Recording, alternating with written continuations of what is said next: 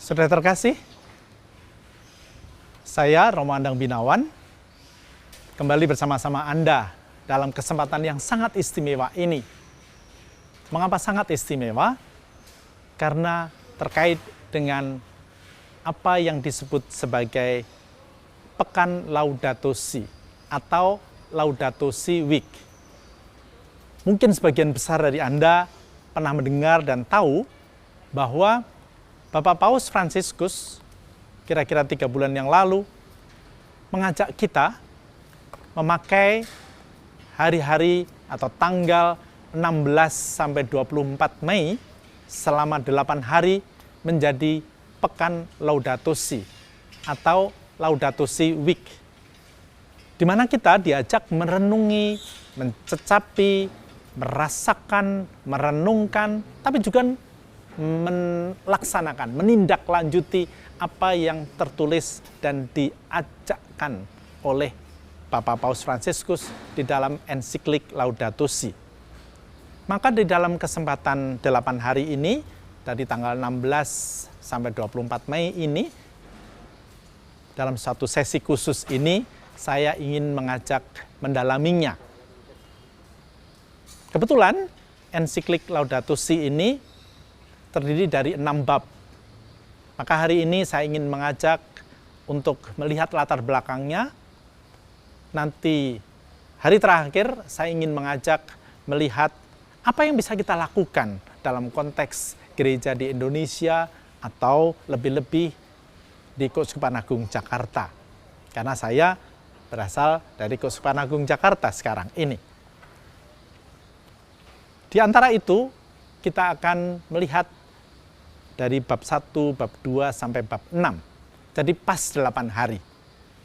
Nah, seperti tadi saya katakan, hari ini saya ingin mengajak melihat latar belakang dari ensiklik Laudato Si. Sebuah ensiklik yang bolehlah dikatakan fenomenal, karena baru pertama kali ini ada sebuah ensiklik yang secara utuh berbicara tentang lingkungan hidup. Memang, Paus sebelumnya, termasuk Paus Benediktus ke-16 atau Paus Yohanes Paulus II, atau juga ensiklik-ensiklik yang lain pernah menyinggung juga perkara-perkara yang terkait dengan lingkungan hidup, tapi ada di dalam bahasan bersama dengan yang lain. Tapi khusus ensiklik Laudato Si ini berbicara tentang lingkungan hidup sebagai bagian integral atau bagian penting dari iman kita. Disitulah saya ingin mengajak melihat beberapa hal yang melatar belakanginya. Tentunya kita tahu bahwa alam ini kita lihat sudah mulai rusak. Banyak kehancuran, banyak kerusakan yang membuat bukan hanya manusia yang menderita, tapi makhluk-makhluk yang lain pun menderita. Bahkan sebagian punah. Bukan hanya makhluk, tetapi juga lingkungan abiotik atau lingkungan yang kita sebut lingkungan yang tidak hidup, seperti gunung, air, tanah, udara juga rusak. Itulah yang membuat beliau melihat bahwa ini harus sungguh kita perhatikan. Nanti di dalam bab 1 besok pagi kita akan coba melihat itu lebih dalam. Kita pun tahu bahwa akhir-akhir ini ada 2 kata yang mencerminkan bagaimana kerusakan itu semakin masif atau semakin dalam, yaitu kata climate change atau perubahan iklim dan global warming atau pemanasan global. 2 kata yang terkait dan menjadi isu atau menjadi keprihatinan seluruh dunia. Nah, segala macam perkara itulah yang membuat beliau merasa bahwa kita sebagai orang Katolik harus ikut bertanggung jawab. Mengapa kemudian beliau menyampaikannya di dalam judul Laudato Si? Tentu saja juga terkait dengan sebuah latar belakang yang menurut saya sangat luar biasa untuk kita dalami. Mari kita ingat, ketika beliau diangkat menjadi paus, meskipun beliau adalah seorang Yesuit, beliau memakai nama Fransiskus. Sesuatu yang sangat luar biasa. Fransiskus yang diambil ternyata bukan Fransiskus Xaverius, tetapi Fransiskus Assisi. Seorang yang sangat sederhana dan mempunyai banyak perhatian. Terutama dua hal, yaitu perdamaian dan lingkungan hidup. Kita tahu bagaimana Santo Fransiskus di dalam konteks perdamaian pernah tanda petik sowan dan menghadap Sultan Salahuddin III untuk memberikan dan mengajak berdamai. Dan memang salah satu doa yang paling terkenal dari Santo Fransiskus adalah, Tuhan, jadikanlah aku pembawa damai. Dan juga perdamaian itu beliau simbolkan dengan segala macam semangat kesederhanaan di dalam hidupnya. Beliau mempunyai perhatian bagi orang-orang miskin. Itulah yang menjadi salah satu sebab mengapa beliau, paus kita, memakai nama Fransiskus. Karena ingin agar pelayanannya pun sungguh memperhatikan orang-orang yang tersisih dan tersingkir. Tetapi yang kedua, Paus Fransiskus pun melihat bahwa di dalam diri Santo Fransiskus ada sosok yang luar biasa, yaitu perhatiannya pada alam raya ini. Kita ingat bahwa pada tahun 1979, Paus Yohanes mendiang Santo sekarang, Santo Yohanes Paulus II, menetapkan Santo Fransiskus sebagai pelindung lingkungan hidup di dalam konteks gereja Katolik. Tetapi belum banyak orang yang tahu. Nah, Santo Fransiskus di dalam perhatiannya pada lingkungan hidup sebenarnya juga mempunyai sebuah puisi, sebuah doa yang juga tidak kalah terkenal, yaitu Gita Sang Surya, atau di dalam bahasa Inggris Canticle of the Sun, di mana beliau di dalam doa yang luar biasa itu melihat bahwa semuanya bersaudara. Beliau melihat matahari sebagai saudara, beliau melihat bulan sebagai saudara, pohon sebagai saudara, serigala, burung, air, tanah, bahkan kematian pun adalah saudara, karena semua adalah ciptaan Tuhan. Semangat persaudaraan itulah yang ingin diangkat juga oleh Paus Fransiskus di dalam ensiklik Laudato Si ini. Laudato Si, mi Signore, itu doa dari Santo Fransiskus. Laudato Si, terpujilah engkau. Karena apa? Tuhan adalah Tuhan yang menjadi Bapa semuanya dan harus kita puji. Bukan Tuhan yang mengharuskan kita, tapi kita pun memang selayaknya memuji Tuhan. Itulah prinsip atau semangat yang mau dibangun oleh Paus Fransiskus dengan memakai judul Laudato Si, di mana kita diajak seperti Santo Fransiskus mempunyai sikap persaudaraan kepada segala makhluk dan bahkan seluruh ciptaan di atas bumi ini. Kurang lebih pada dasarnya dua latar belakang itu. Tapi tentu saja hal yang tidak boleh kita lupakan juga adalah apa yang tadi di awal disebut. Beliau ingin agar kita sebagai orang Kristiani, terutama sebagai orang Katolik, melihat bahwa tanggung jawab kita pada alam, pada seluruh dunia ini, bukan tempelan, bukan sekedar bonus, tapi bagian yang sungguh sangat integral di dalam hidup beriman kita. Memang, di dalam perintah atau hukum cinta kasih, Yesus hanya mengajarkan, kasihilah Tuhan Allahmu, dan kasihilah sesamamu. Kita bisa melihat itu di dalam misalnya Injil Markus bab 22. Lalu ada yang mengatakan, loh, kan tidak dikatakan bahwa kita tidak diajak mencintai makhluk yang lain. Dan makhluk lain yang lain toh hanya sekedar makhluk dan alat, dan kita diajak bahkan di dalam kitab Kejadian diminta untuk menguasai. Itu yang ingin beliau ajak untuk direnungi lebih dalam. Karena kalau tidak hati-hati, yang terjadi adalah kerusakan.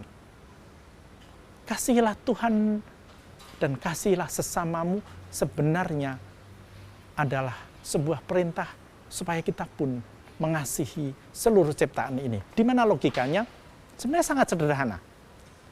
Mari kita perhatikan juga bahwa mengasihi sesama kalau didalami, terutama yang mau diprioritaskan adalah sesama yang menderita. Coba perhatikan di dalam Injil Matius bab 25. Di dalam perumpamaan pengadilan terakhir, Yesus mengumpamakan bahwa kalau kita memberikan makan kepada orang yang lapar, itu berarti memberikan makan juga kepada Tuhan. Injil Matius bab 25 ayat 40 kurang lebih mengatakan, apa yang kau lakukan bagi saudaraku yang paling hina, itu kau lakukan bagiku. Nah, betul, kita sebagai orang Kristiani, sebagai orang Katolik, mengasihi sesama untuk mengasihi Tuhan. Dan apa yang kita lakukan? Kita memberikan makan, memberikan minuman, memberikan pakaian, memberikan tempat tinggal. Bagus sekali. Tetapi dalam ensiklik Laudato Si sebenarnya secara sangat tajam, meskipun harus kita sungguh dalami, bahwa itu harus juga diwujudkan di dalam perhatian pada alam. Mengapa? Kita diajak berpikir satu langkah lebih jauh. Tidak hanya memberikan makanan langsung hanya kepada yang lapar. Memberikan minuman kepada yang haus. Memberikan obat atau perawatan bagi yang sakit. Tapi berpikir juga, mengapa orang lapar, mengapa orang haus, mengapa orang sakit. Kita tahu orang lapar bukan hanya karena tidak ada makanan, tapi sumber makanan menjadi makin tipis. Mengapa? Tanah-tanah rusak, bukan? Mengapa banyak orang haus? Bukan karena tidak ada air, tapi banyak air bersih menjadi terpolusi. Mengapa banyak orang sakit? Seperti sekarang ini, pandemi corona. Bukan hanya karena terjadi penyakit, tapi bukan tidak mungkin Paus sendiri melihat bahwa ini adalah respons dari alam terkait dengan segala macam hal yang kita lakukan di dunia. Apa yang terjadi misalnya di Jakarta? Mengapa banyak orang lebih gampang sakit di Jakarta? Karena udara kita kotor, air kita juga kotor.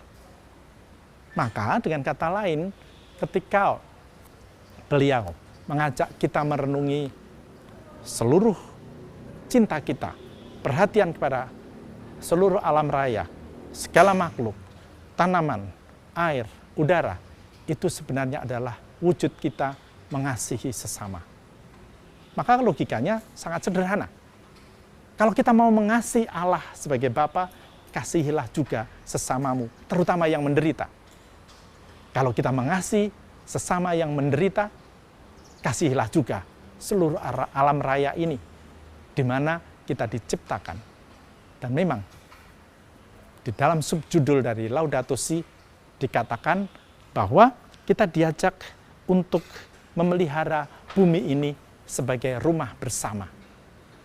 Bumi adalah rumah bersama seluruh ciptaan. Kita memeliharanya, manusia yang diberi akal budi dan rohani, menjadi tanda petik pemimpin dari seluruh makhluk di mana kita bekerja sama, kita saling memberikan kehidupan. Bukan hanya tanaman, makhluk-makhluk yang lain, air, tanah memberikan kehidupan kepada manusia, tapi manusia pun sudah selayaknya. Apalagi kalau kita mengikuti Allah sebagai Bapa kita, mari kita memberikan juga kehidupan kepada semuanya.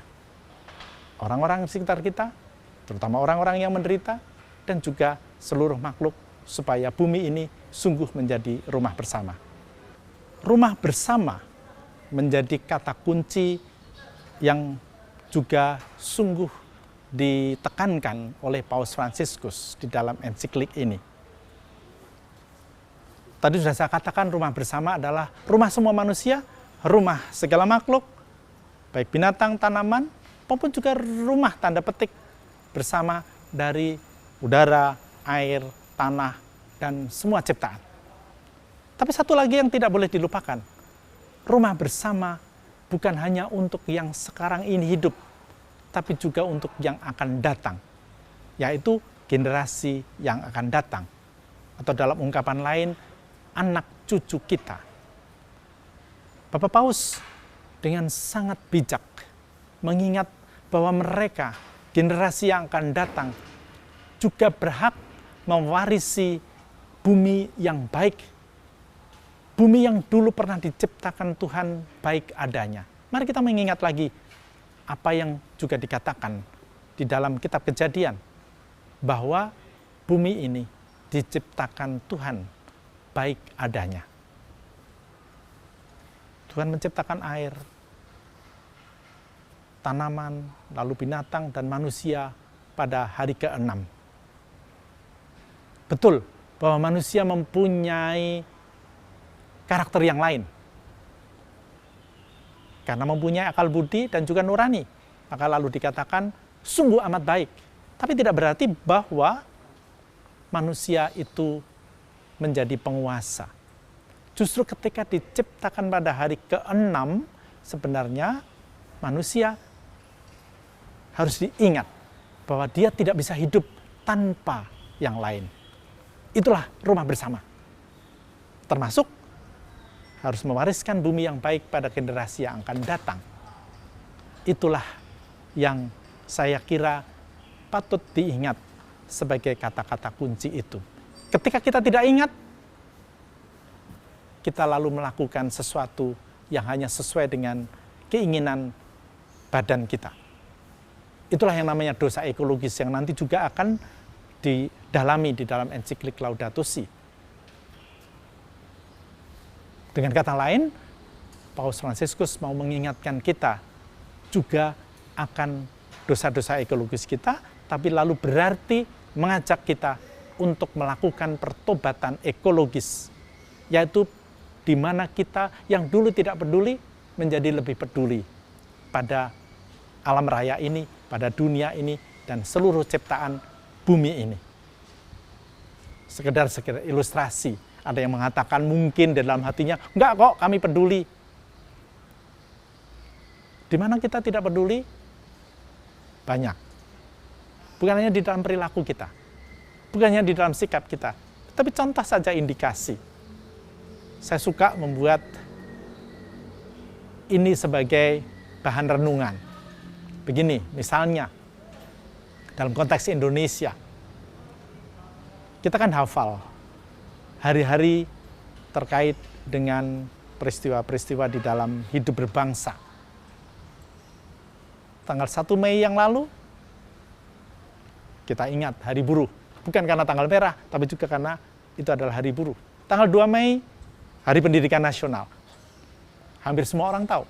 Tanggal 20 Mei, beberapa hari lagi, adalah Hari Kebangkitan Nasional. 2 minggu lagi, ada 1 Juni. Orang tahu itu hari kelahiran Pancasila. Apa artinya? Ketika kita ingat peringatan-peringatan itu, kita sebenarnya memang mau peduli pada kebangsaan kita, negara kita. Nah, sebenarnya pun ada banyak peringatan-peringatan Hari Lingkungan Hidup. Tapi apakah kita ingat dan kita tahu? Kalau kita belum ingat dan belum tahu, itu adalah indikasi bahwa kita belum banyak peduli. Ambil contoh misalnya, sesuatu yang sebenarnya sudah dipopulerkan 10 tahun yang lalu, tapi tidak banyak yang tahu. Misalnya, Hari Peduli Sampah Nasional, kapan? Tanggal 21 April. Tidak banyak yang tahu. Atau juga, ada yang tahu Hari Air? Adakah yang tahu Hari Bumi? Ya, kita tahu, karena memang belum lama diperingati. Hari Bumi adalah 22 April. Tapi apakah ada yang tahu? Apa bedanya Hari Bumi dan Earth Hour? Itu hanya sekedar contoh saja. Kalau Anda belum tahu, sebenarnya itu adalah indikasi kita belum peduli. Maka ensiklik Laudato Si ingin mengingatkan kita, ingin membuat kita lebih sadar tentang kepedulian itu. Bukan hanya supaya kita tahu, tapi juga masuk di dalam hati dan kemudian menjelma di dalam tangan dan kaki, sehingga pertobatan ekologis yang beliau harapkan dapat menjelma di dalam sikap dan perilaku-perilaku kita. Itulah tujuan dari Laudato Si, di mana kita diajak peduli pada bumi sebagai rumah bersama. Maka pada bagian terakhir ini, saya ingin meringkasnya begini. Kepedulian pada lingkungan hidup yang sangat kental dan menjadi fokus dari ensiklik Laudato Si ini adalah sebuah ajakan untuk melihat bahwa kepedulian pada bumi seisinya adalah bagian integral dari iman kita. Dulu kita hanya melihat bahwa mengasihi Allah dan mengasihi sesama adalah perintah Tuhan yang utama. Paus Fransiskus mengajak melihat bahwa peduli kepada bumi, seluruh makhluk, lingkungan biotik maupun abiotik adalah turunan dari mengasihi Allah dan mengasihi sesama. Saya ulang sekali lagi, kita mengasihi Allah dengan mengasihi sesama, terutama yang menderita, dan kita mengasihi sesama yang menderita dengan memperhatikan dan memelihara, merawat seluruh bumi seisinya, seluruh makhluk, air, tanah, udara, supaya orang-orang tidak lagi banyak yang menderita. Maka, saya coba tawarkan, meskipun tidak dikatakan di dalam ensiklik Laudato Si, tetapi saya kira itu bisa menjadi pengingat. Begini, dulu kita hanya diajarkan bahwa salib itu berarti adalah kasih kepada Allah yang vertikal dan kasih kepada sesama yang horizontal.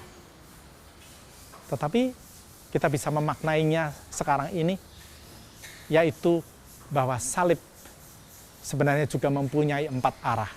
Ke atas, ke kanan, ke kiri, dan ke bawah. Supaya ingat saja, ini bukan soal teologi, tetapi soal supaya kita mengingat.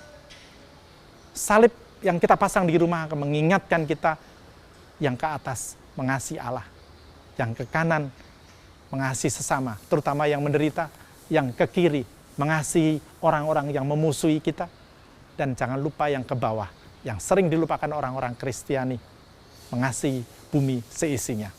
Maka semoga dengan itu semua kita dapat mengikuti ajakan Paus Fransiskus di dalam ensiklik Laudato Si ini. Kita akan mendalaminya di dalam 7 hari ke depan juga.